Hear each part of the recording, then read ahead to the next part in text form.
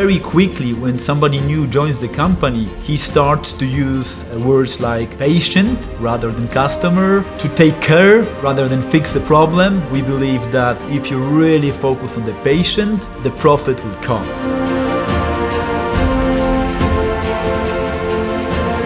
If you really think about something big, focus on your circle of influence, focus on things you really have impact on, and then make sure that you grow that circle.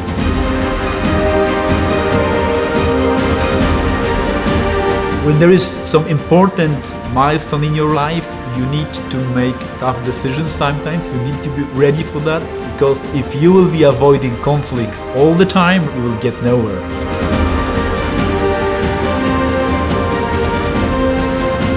Really what I like to say is that, look, think big, start small and go fast.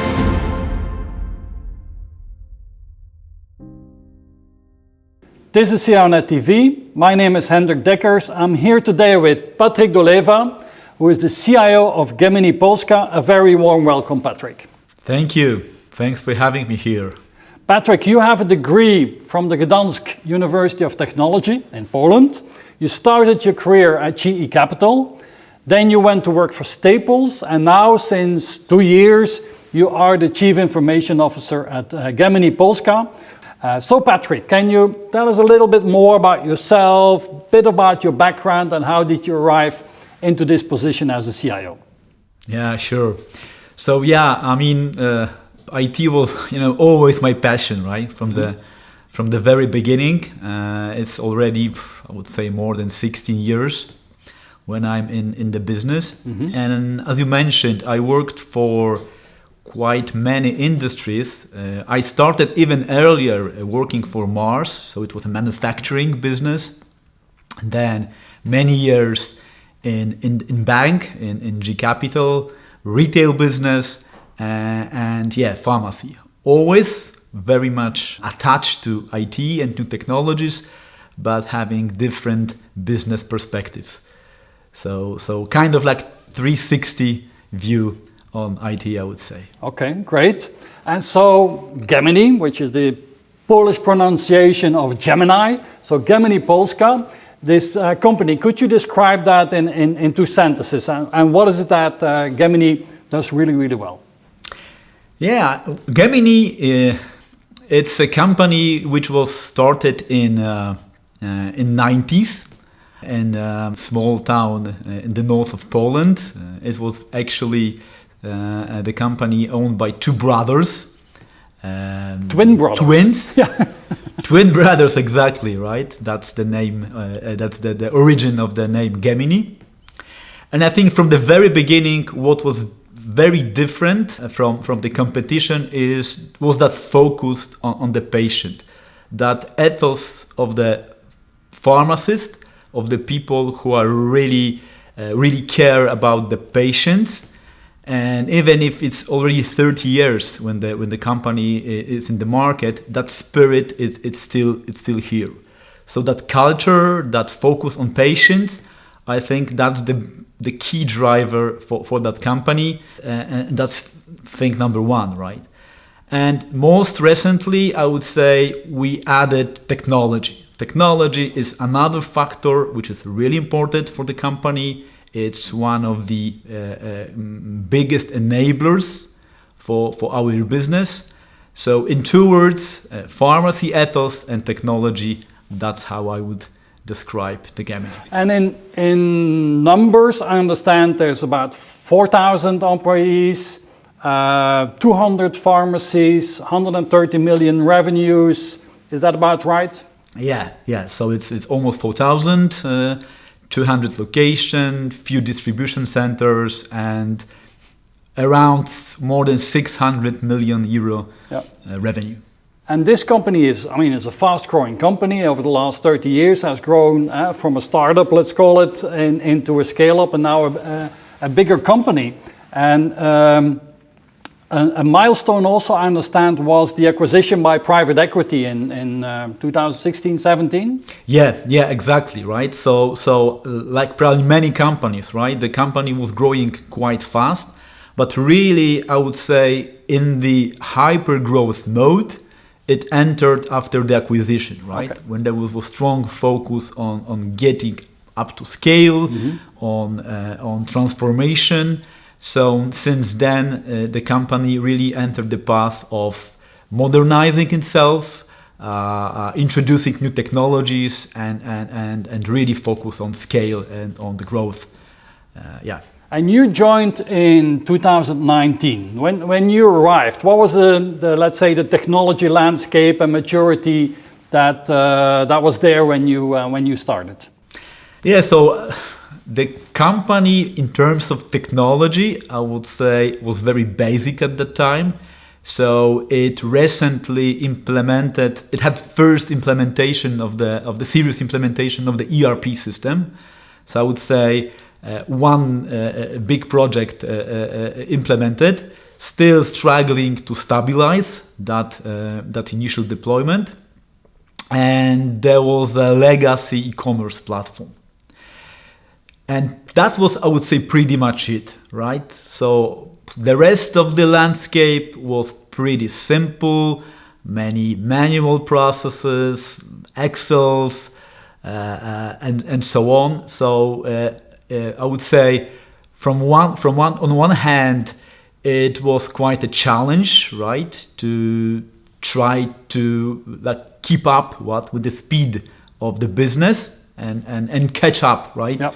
With the technology which needs to be developed to support this kind of growth.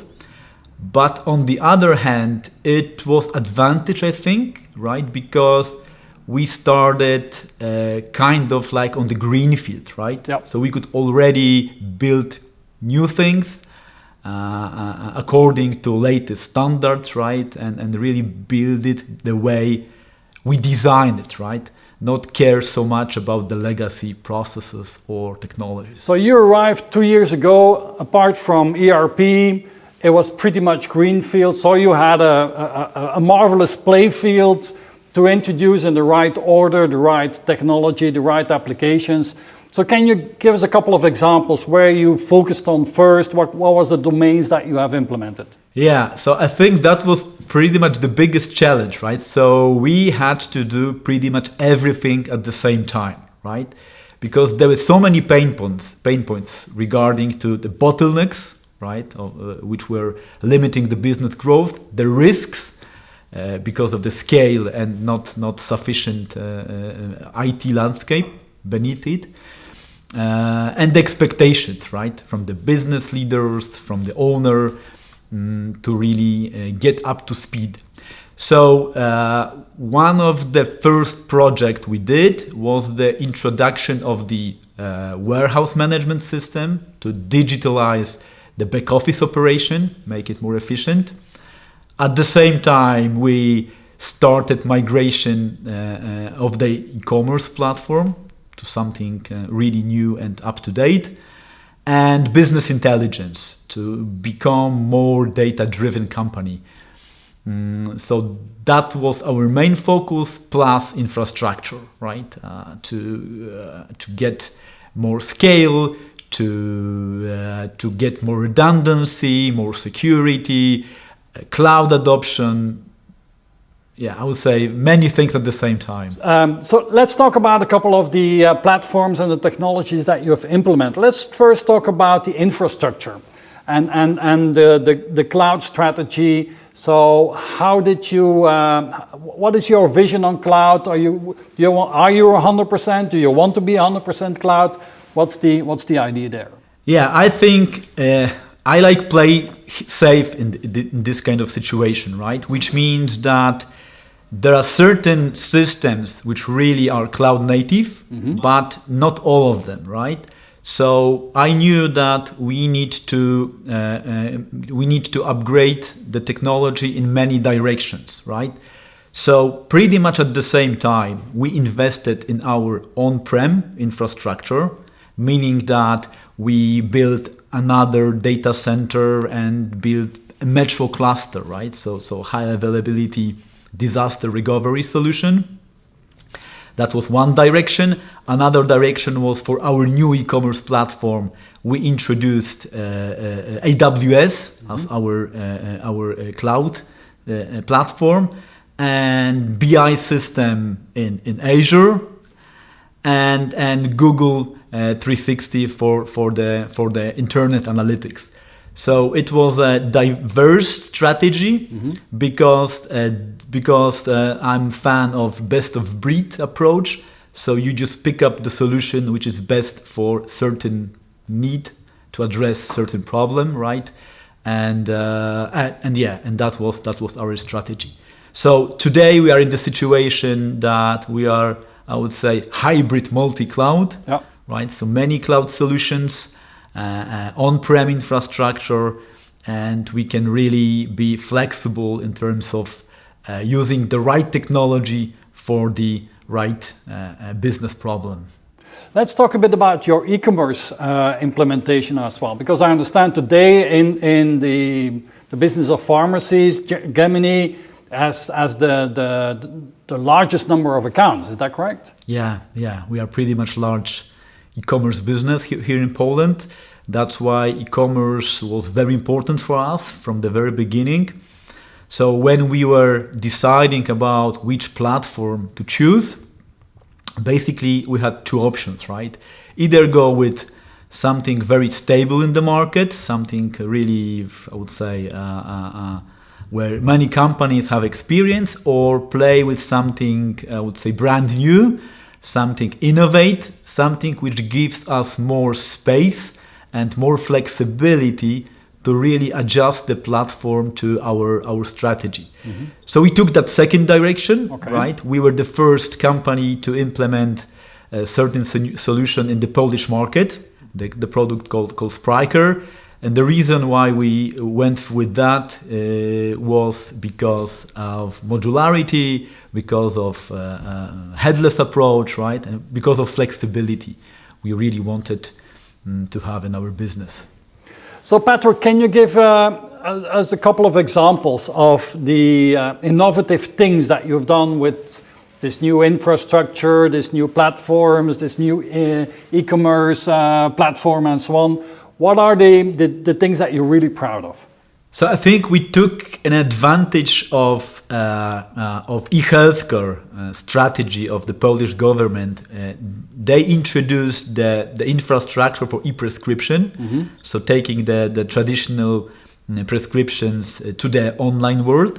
But the problem which we discover is that patients will have very hard times to understand what there is on their prescription, where to find those products, and to make sure that when they actually be in the pharmacy, right, the product will be ready for them. And not to speak about the ugly handwriting of typically of doctors, right? So that you don't have that Exactly.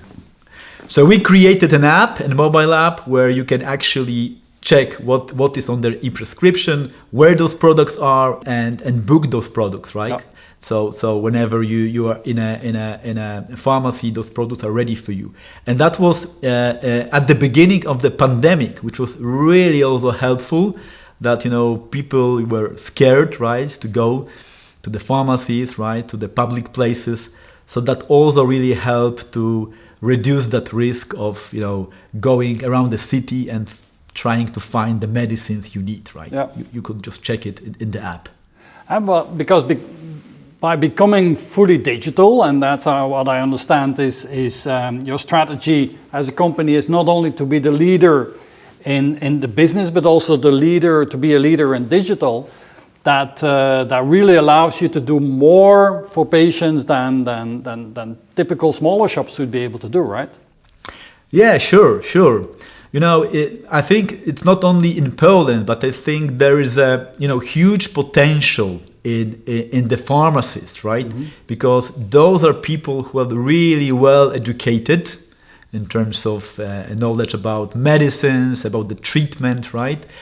Those are people who are really close to the patients, right? So there are many pharmacies near the places you live, right? Near where you live, where you work, right? Near where you shop, right? So there is a huge potential, but I think, and it's it's in many countries. Those people are mostly like sellers, like selling medicine, selling drugs, right? So our strategy is to enable them with the digital technologies, right? So they can do more for the patients, right? They can focus really more on advising patients, on really understand the patient's problems, and because of technology, right? They can be closer to them, and they can have more time for them when the patient actually is in the pharmacy, or through the digital channel as well, remotely.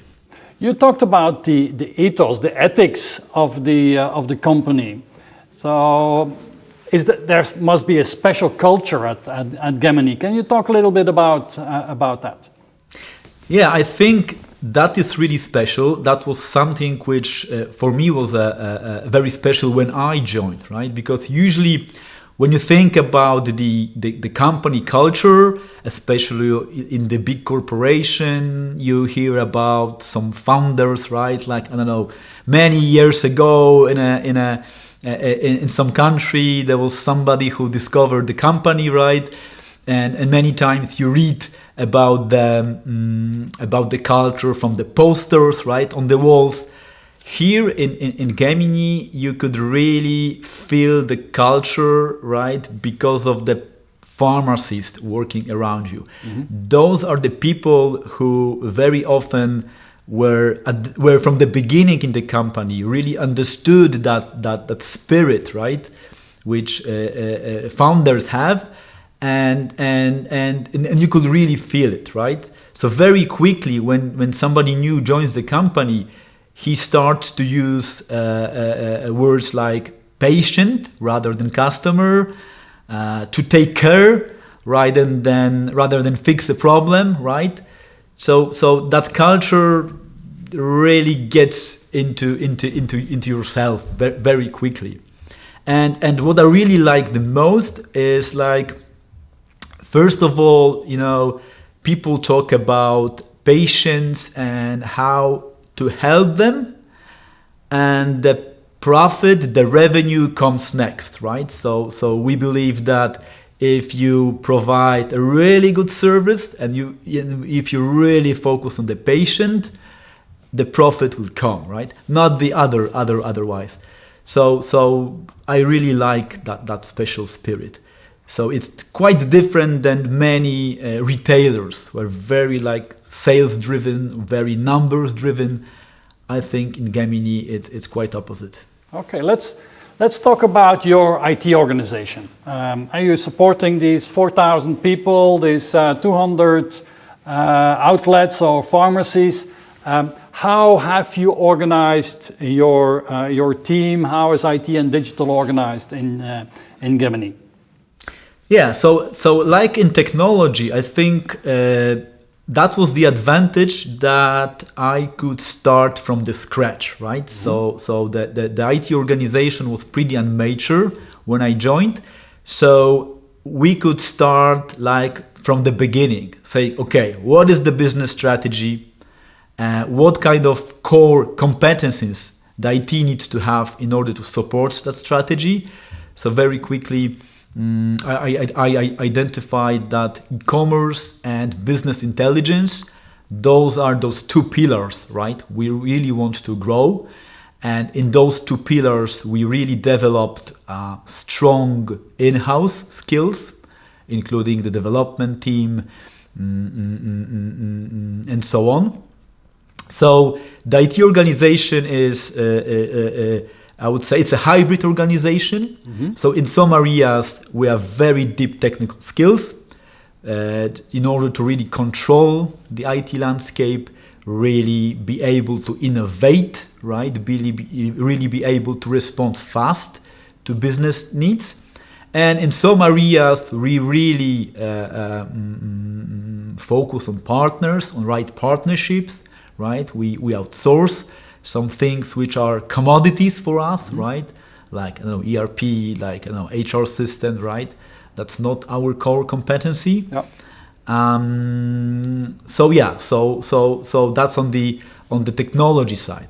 And then we are agile from the beginning, right? Because it was quite a greenfield, we were able to already organize ourselves in a agile product teams, right? So building the multi-skilled teams with product owners, scrum masters, tech leads, developers, testers, right?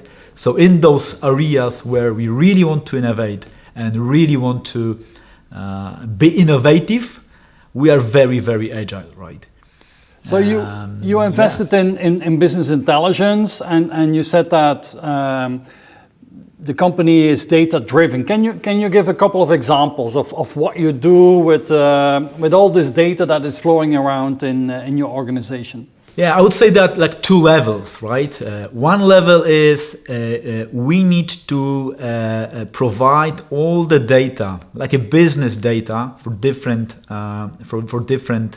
business stakeholders, so they know how to run the business, right? Mm-hmm. So reporting, data analytics tools, and that was the big transformation from like the Excel-driven data analytics to really proper BI-driven data analytics. That's I would say that's kind of basic, right? Thing. But then what is really important in our business and in healthcare industry, and I think it's also the main blocker for many companies which try to innovate in the e-healthcare, is that those data are many times very sensitive, right? So when you want to understand your patient, your customer, you want to have data about him, you need to be very transparent.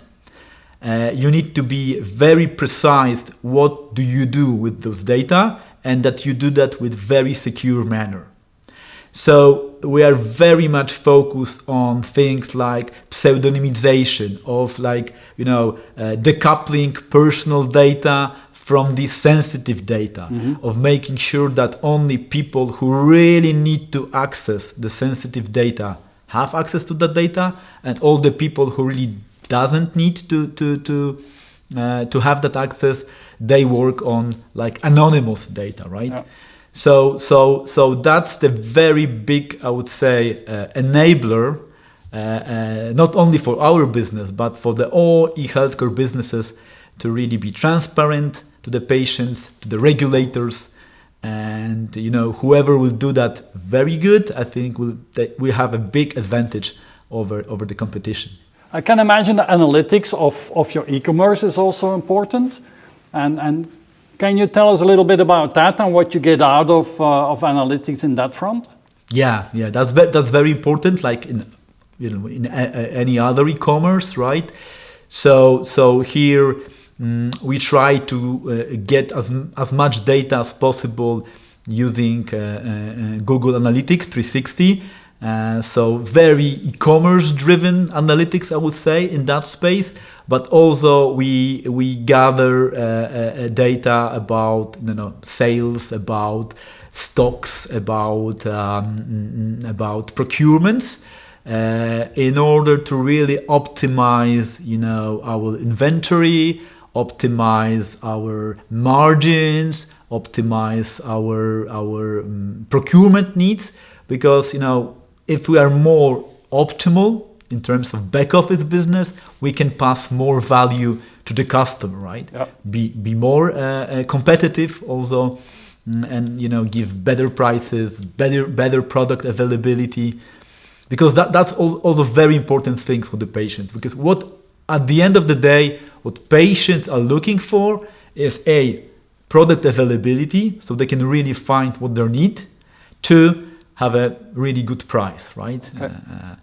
So that analytics really helps driving those 2 factors. So in a 4,000 people pharmacy business, how big is IT in people or in spending? Can you give us some numbers there? Yeah, so we are still growing.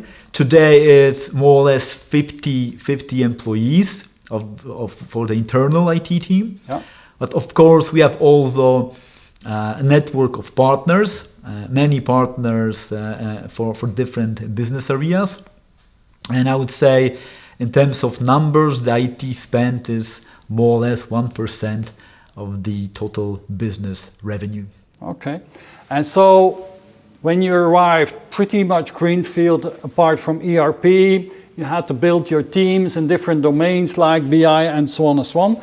So how would you describe your role today as the CIO of Gemini? What is the most important things that you need to focus on in this year? Yeah, I think that role is evolving, right? So I would describe myself at the beginning as enabler for scale, right? So somebody who helps scale the business. Then I would name myself as person responsible for reducing the operational risk, right? To introduce the proper governance, security, and so on, because we are in a very regulated business. And now I would call myself as the enabler for innovation, right? So somebody who really brings the capabilities, technical, organizational capabilities to the organization, so we can even think about creating new business models, providing more sophisticated services. So do more than just sell the pharmacy products. And how easy is it for you who drives IT and digital in this very specialized environment that is owned by private equity? So there's a focus on finance there, there's a focus on patients over there. How do you work with your colleagues, with the top management, to make sure that they are digitally savvy and that they know what is possible with digital nowadays? Yeah. I think it's a matter of keeping the balance, like you said, balance between focusing on the patient, which, as I said, is number one for us. But of course, the business needs to be profitable, right? In order to last, right, to grow, to provide that service to the patient, it needs to be profitable, right? So there is always a focus on one hand, thinking about bringing new technologies and educating about that new technologies, which can bring additional value for the patients, right? But on the other side, yes, we need to be also cost efficient. When you have that kind of growth, right, and that kind of transformation, right, like you have in Gemini, of course that IT spend will grow, right? Yep. Especially when you are new in the cloud world, I would say, then those costs can be high at the beginning. So we also need to be very careful here. So for me, the biggest role is about understanding what's going on in the market, what kind of technologies are there, utilizing my network of other peers in other companies, with a large network of vendors to really understand what's going on, and then kind of linking the dots, right? Okay, what the leadership team is thinking about in terms of strategy, and what is possible in terms of the technology. I think today's CIO's role is to really find that link between those dots, right? And not only kind of be reactive, right? So only respond to the business need, but also show what is possible, inspire, right?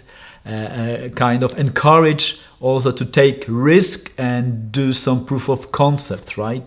Also think in some perspective, like, okay, there is a technology which might not be really most important today, but we need to start doing something with that technology because it might be very needed 1 or 2 years ahead of us. Yeah.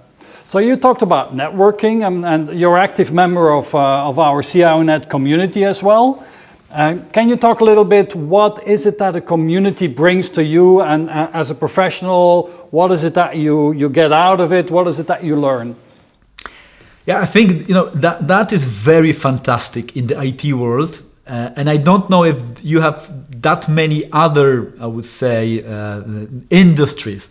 People really like to share, right? Mm-hmm. Their knowledge. They really want to talk about what they have accomplished, right? They really share the information. They seek for the information. So I think that's really a really good thing in the IT community, mm-hmm. that you can openly, right, speak about your challenges and also share, right, with your experience. So I think that communities like CIONET and similar, this is the great possibility to generate new ideas, to share the ideas. You don't need to invest, right, much money. It's the matter of being really open, right, for those kind of relations. Like I said, I don't see that many other communities in other industries so much, I would say, open like in IT world. Okay, let's talk about, you have built your team to 50 people internally, plus outsourced and quite resources outside of the company as well. What is your management style, and how do you make sure that the teams that you build, that they are successful? How do you make sure that that you attract the right people, that you retain them, and that they bring the right results? Yeah, I think that first of all, I think what is really important for the leader, right, is to have a vision, right? Mm-hmm. Really understand what is that North Star, right? Not maybe in details, but really the direction we want to go. Yep. And I think that vision needs to be compelling, right? That vision needs to be attractive. That vision needs to be like a story which people really get excited about, right? So that's my, I would say, first, I would say, approach, right? Really tell exciting stories about our vision. And two, my style is that I really like to work with the people, I would say, in the partnership mode, right? So it's not about being directive.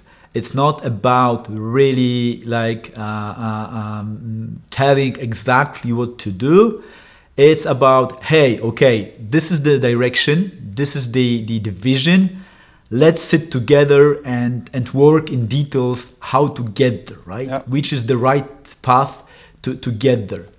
So I think that because of my open style in terms of communication, mm-hmm. because of not being like close to different opinions, I'm able to really get out from the people what is best in them. Yeah. So what you're saying is a top CIO needs to be a good leader. So having the right type of leadership is important. Now, it's always interesting to see how people look at their leaders. So what do you think that people that work in your teams, what do you think that they will say about you when you're not around? When they gossip about you, what is it that they will say about Patryk? That's hard to say, right? Maybe the next interview should be with one of my colleagues, right? But I think that they say that they can have really safe conversation with me, right? Mm-hmm. That they can really be honest with their thoughts, that I might not always agree with them, right? But we'll spend as much time as possible to really understand each other, understand our views. So at the end of the day, whatever the decision will be, we will have, I would say, enough confidence that it was discussed well. Now we talked about the business, about how IT is organized. We talked about your building teams, your management style, your leadership. Let's talk a little bit more about you as a person. And so what I'm always interested in, if at the end of the day, if you close your laptop and you say, this was a good day, what must have happened? What is it that really drives you, that gives you a really good feeling of leading the IT and digital team at Gemini?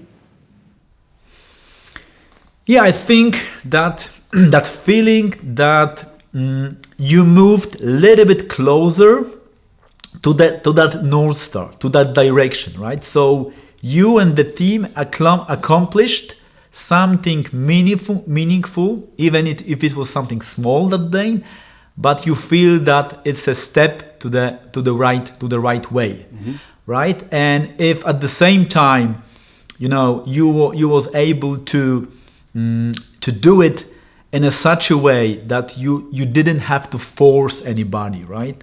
It was something which happened because people trust you, because people like your vision, because people fully support it. Then I think I feel that it was a good day, right? And I'm satisfied going back home. Yeah. Now, as a common thread in these interview series, we have requested you to do your MBTI test, and so you are an ENFJ personality type, which is also known as the protagonist. So that means you're more extrovert than introvert. You're more intuitive. You like to look at the big picture more than sensitive, and so you're more on the emotional side than on the rational side, and more on the judging than on the perceiving side. So you like to take decisions and have the plans fully developed and followed, and you like working with people, and relationships are important for you. Now, people with this personality type, their typical strengths are that they're tolerant, that they are reliable, that they're charismatic, altruistic, and natural leaders. How does that resonate for you? Does that make sense? Is that how you look at yourself? Yeah, I think so. When I read the description, right, about my personality, I think I'm very much, aligned with that. And that's true, right? I really energize myself with the interaction with people. And no matter if it's by listening to the people or even by talking, but that true interaction with the people kind of makes my brain discover something, right? Even if I'm every time I talk about something, even if it's the same story or vision, I might internally discover something new, right? And the same is, with other people's comments, right? I think I'm really good in like linking the dots, right? So kind of incorporating other ideas into broader vision. So definitely, I'm extrovert, and definitely relationships with the people are important for me. Yeah. Definitely, I rather seek for compromise than force somebody, right? And rather avoiding conflicts. That's also true. Now, people with this personality type, their potential weaknesses, or typically for that category, is that they can be overly idealistic, they can be too selfless, too sensitive, they can have fluctuating self-esteem, and sometimes they struggle to make tough decisions because relationships are so important, and you tend to avoid conflict, like you said. But if you're a manager and you need to build teams and so on, sometimes you have to take tough decisions. So how did you learn that? How did you learn to make tough decisions? Yeah, that's very much true. Yeah, I agree. So, of course, in order to really execute, you need to sometimes make tough decisions, right? And I think there are two key things here, right? One is to create a proper diverse team, right? So when I look at myself, I know what are my strengths and what are my weaknesses, right?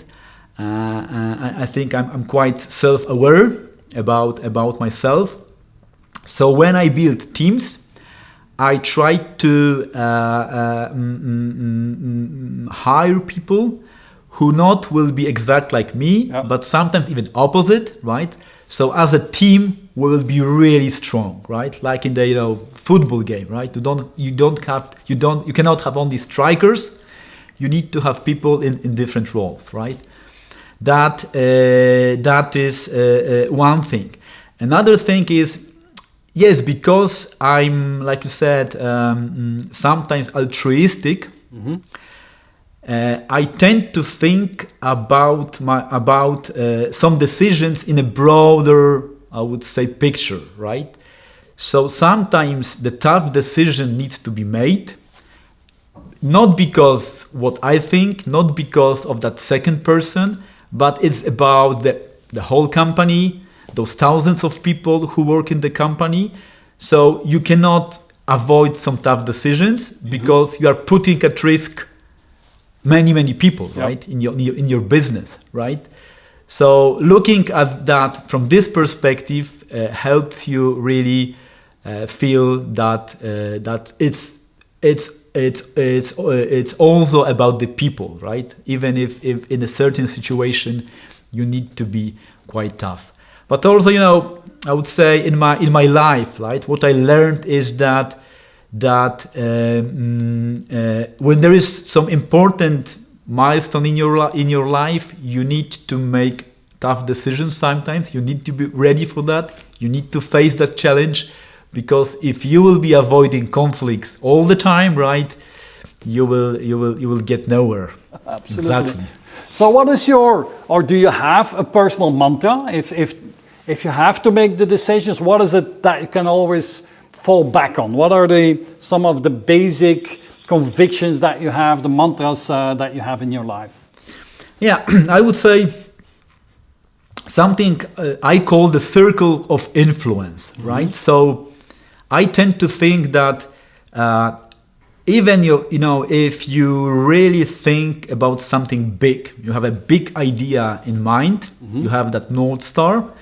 In order to proceed, you need to focus on the things you have control over, right? So my mantra is focus on your circle of influence, focus on things you really have impact on, and then make sure that you grow that circle, right? That circle of influence is bigger and bigger and bigger. And the best way to grow that circle of influence is by proper relations with people, building your network, convincing people to your vision, and also, because of good relations, right? Many times you can really have more impact, right? Also on your network. So focus on your circle of influence and grow it. And what do you do with things outside of that circle then? How do you manage them?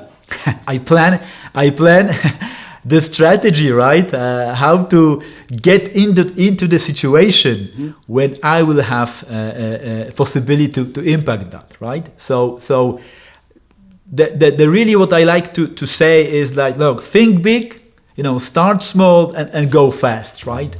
So think about the steps you need to take in order to have control over that things.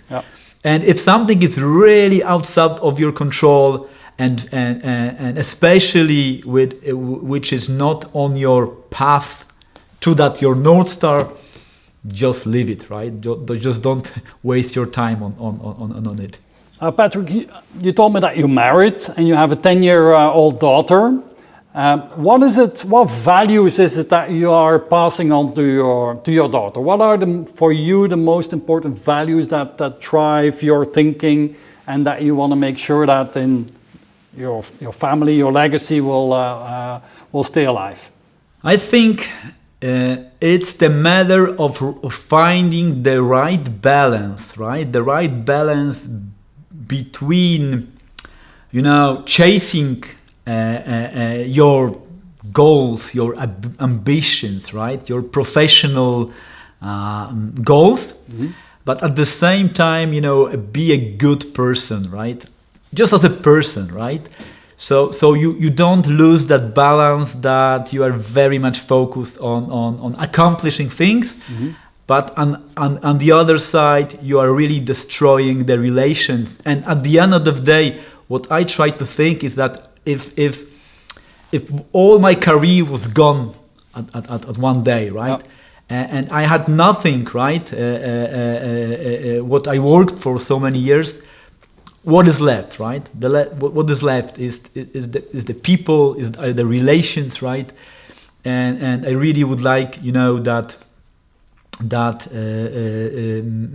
you are not like a negative, very negatively impacting people just because you have, your professional vision. Yeah. So family is important for you. Can you talk a little bit about your family background? Where did you grow up and what did that teach you in life? Yeah, so I would say I would call myself like a small town guy, right? So I raised in a small town in the north of Poland. I grown up, I would say, let's call it like simple family, right? So which means that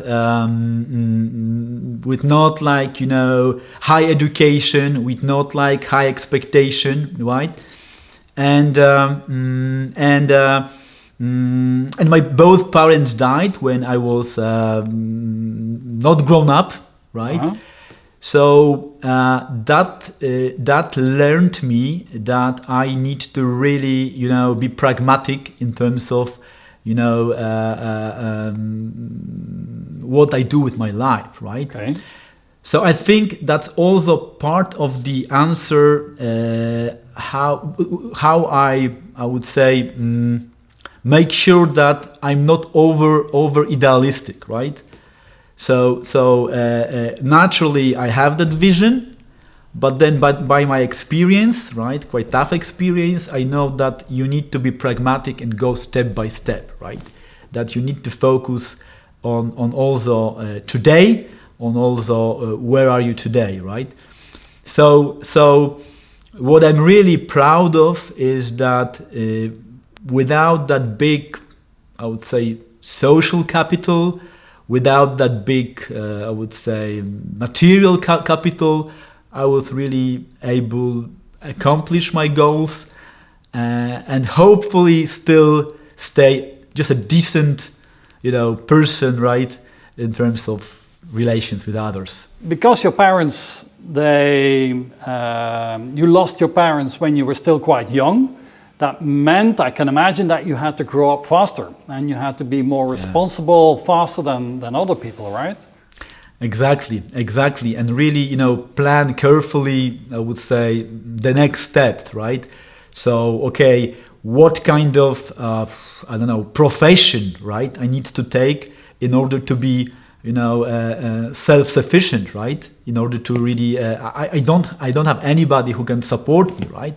So I really had to plan carefully my professional career steps to always be like self-sufficient, right? And to be able to have something to live from, right? Absolutely. So what was the What was the best thing that ever happened to you in your life? And what is it that you're most grateful for? That you say, well, this was really cool. I'm very grateful that this happened in my personal and professional life so far. Yeah, I think I won't be original here. My daughter, right? When my daughter was born, that was really something really special for me, right?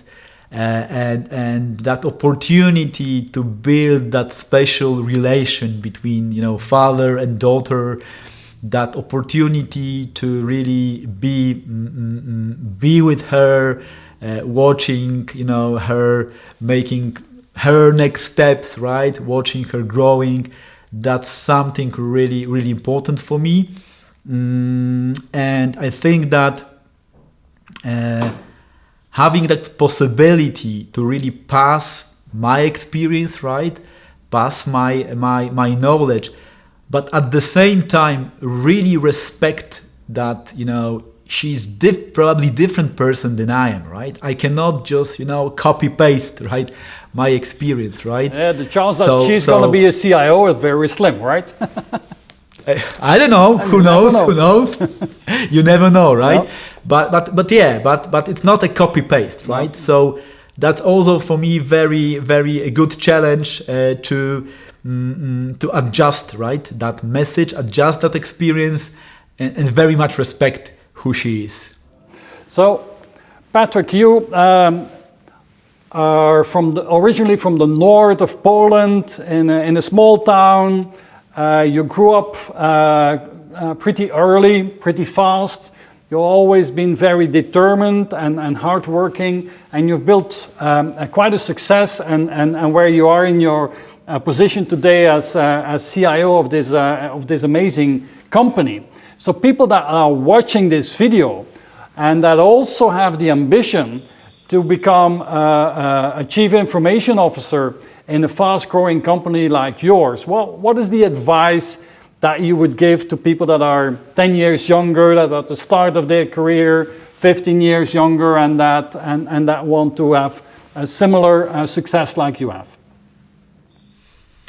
I would say have really bold dreams, right? Mm-hmm. Think really high in terms of what you can accomplish, because like in my experience, right, I would never say, 20 years ago that I will be in this position, right? So really have ambitions, really think bold, but then be really pragmatic in terms of steps, right? Be really pragmatic about what is your next step, what is that thing you need to do tomorrow in order to be closer to your vision, mm-hmm. and to really be patient, but also be careful that from time to time there are those milestones, those special moments, right, when you need to make a certain decision. And really in those moments, right, think it through clearly, right, and be very focused on making that decision wisely. Okay. Well, with that, good advice, Patryk. I would like to thank you for your time and for your sharing your ideas, your vision, your strategy, and the experiences that you have. So thank you so much, and I hope that in the future I can come over and visit the beautiful city of Gdansk again, and that we can meet in person. Yeah, definitely. You're welcome. Thank you so much, Patryk. Bye now. Thank you. Bye.